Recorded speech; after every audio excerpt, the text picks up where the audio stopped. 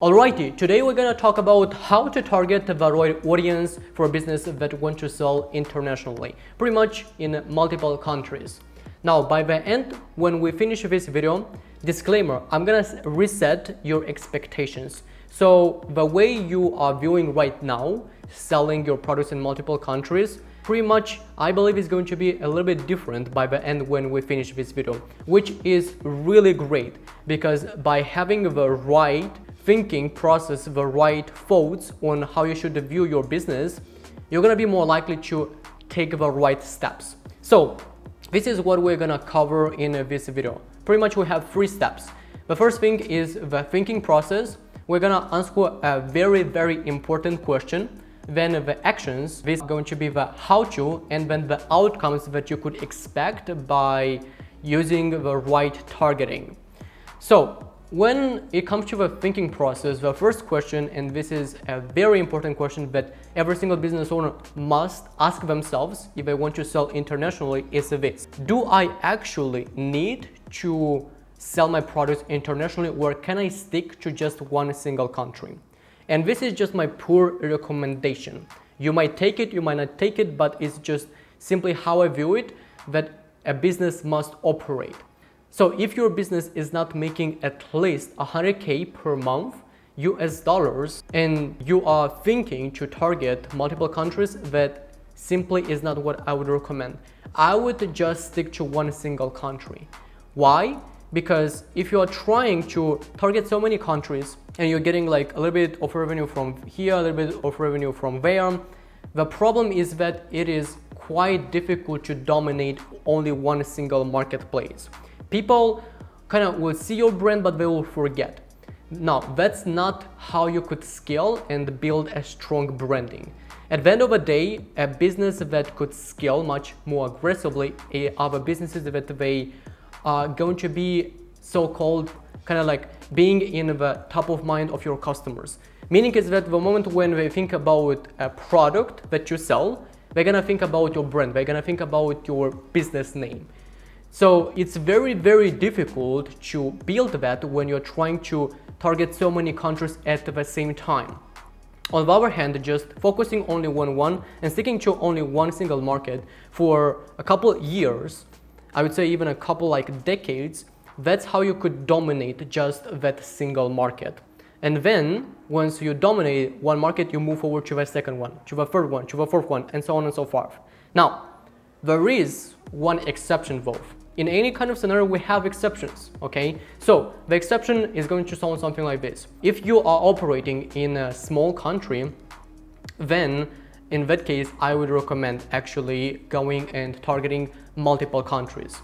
Let's say that in your country, the entire population is like 5 million, 10 million, 15 million.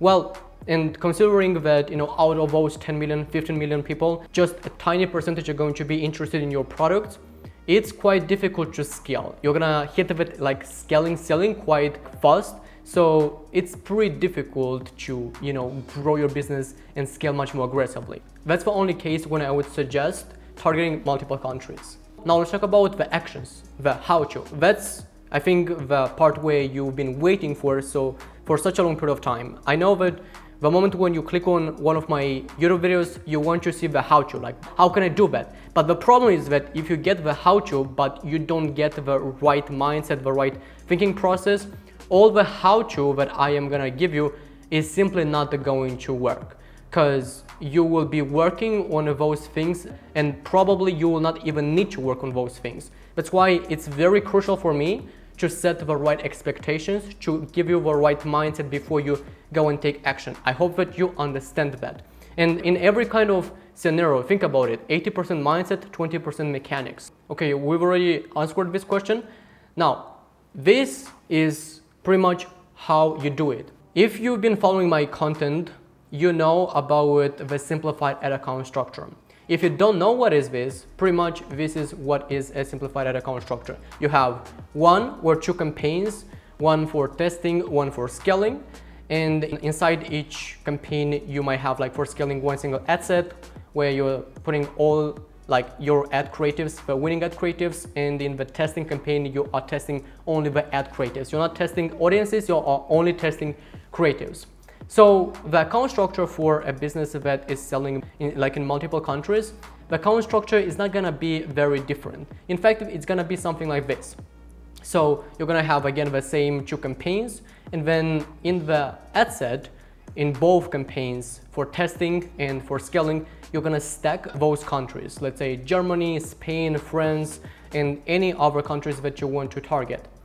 Now, this can be applied only in the case if you are using the same language. Let's say you're using only Germany, you're using only English. That's when I would stack those countries.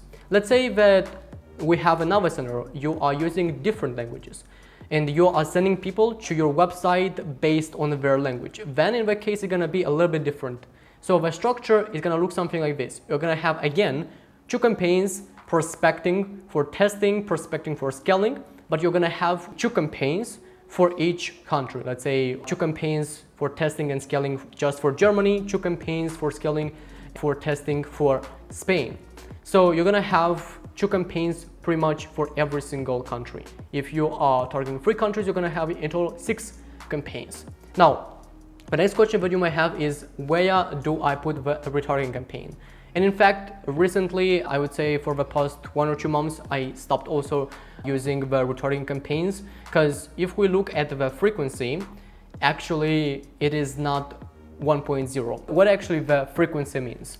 The frequency is pretty much how frequently a person sees on average our ads. So if we have a frequency of 2.0, that means on average a person sees your ad 2 times. So your prospecting actually does the retargeting as well. And I've seen like in the past months that retargeting itself, the retargeting campaigns like going and targeting all website visitors, social media engagers, they don't work that much as it used to be. For some other accounts, I still have them because they can add some revenue. However, for my new clients, I don't use that much because it's simply not very significant. And all our attention is acquiring those customers.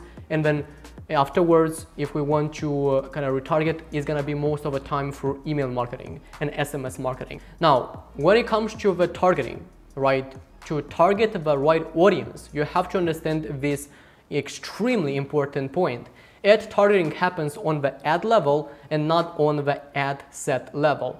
This is a myth that most marketers, business owners are thinking and they have in their mind when it comes to targeting. And this is like a strong belief that they have, and they don't want to listen to anybody else when it comes to the right targeting. They believe that my interests, my lookalikes are gonna do the targeting. Those aspects, they are just a small, little, like very, very small guidance for the algorithms. However, if you pay attention to their updates, they also set by default the detailed targeting expansion. What is that? That is simply means that they're gonna target beyond your interests, beyond your lookalikes, if they believe that your audience, your ideal audience might be there. And they are doing that all the time because they operate based on billions of data points. Do you understand that? They know so much about us. They know who is your ideal client. You don't know it. I don't know who is your ideal client. But algorithms know much, much more about them because they have the data. You have 10, 15 data points.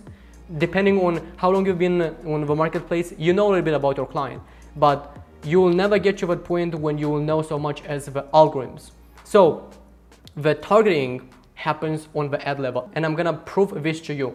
If you break it down by like age, gender, by countries, you'll see that different products, different creatives, they're gonna target different age ranges, different genders. If you put an ad, let's say that you have a person that is a man in that ad, and then you have another ad alongside and you're showing that they're like a woman, and you're using the same targeting, guess where the spend is gonna go to? It's gonna go exactly to the person that we are showing. If it's a man, the spending is gonna go to the man in most of the time because algorithms understand that this product is for a man. So here you could see literally we have 2 different products and the spend is going here to different ages. So this product is going towards like the millennials, here is going more the spend towards the older generation, to the baby boomers. Now, also pay attention to the spend that is allocated. They know that this product has a much better potential of being scaled. That's why they put much more money towards that ad. And that's a very strong signal that you know that ad is what is appealing to the audience, and that product has much better potential to be scaled. And one thing that I want to mention at the end of this video is that business owners, they believe that they just want to get as many customers as it can be possible. And that is absolutely not the case, because if you could get customers that are gonna be a pain in your ass, probably you know what I'm talking about. The customers who are always trying to negotiate, to get discounts from you, to get a good deal, if you know what I mean. So it's difficult to deal with them, especially even after they purchase. They will always say that my product is broken, I need a refund, I need a return, I need this and that. So it is not about getting more customers, it is about getting quality customers. And it also comes down to the right targeting. And knowing that the targeting happens on the ad level, not on the ad set level, then we have to double down on this particular thing. And I have a video where I talk very in depth about how to use and what to use exactly in those ad creatives to target the ideal audience that will cherish, that will appreciate your products, that will come back to you, will refer to their friends, and will simply be just great clients for your business. Make sure to click on this video right here to learn more about that. And until next time, I will talk to you in my next video. Bye for now.